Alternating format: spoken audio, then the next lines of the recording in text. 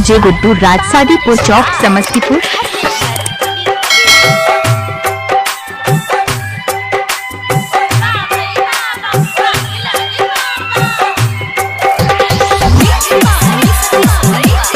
Remix by Guddu Raj Samastipur.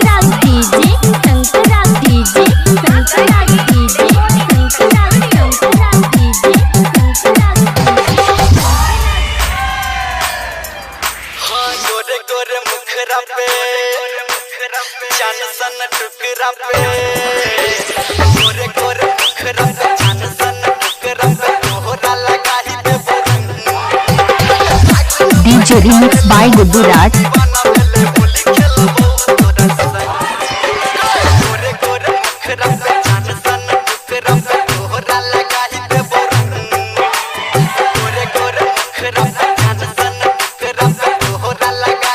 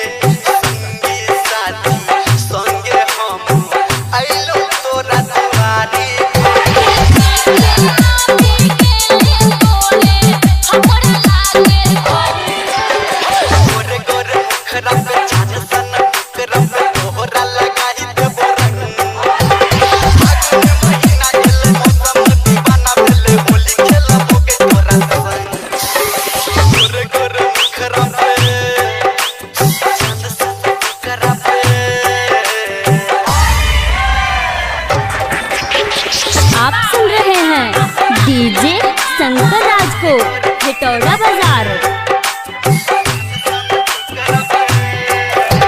Shankar Chaurasia, Shankar Chaurasia, Shankar Chaurasia, Shankar Chaurasia, Shankar राज बोल बाजार। DJ Shankar राज बोल बाजार। तोरा गोरी शरीर के बना के मुट्ठी देह पे तोरा फेंक देबो अबीर के कहबा तो हम छुबो नहीं तोरा गोरी शरीर के बना के मुट्ठी देह पे तोरा फेंक देबो अबीर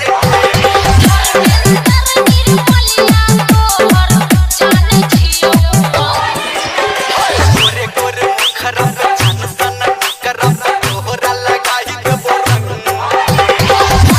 महीना गेले मौसम दीवाना भेले होली खेलबो के तोरा संग गोरे गोरे मुखरा पे डीजे गुड्डू राज सादीपुर चौक। Mobile number 8825943367।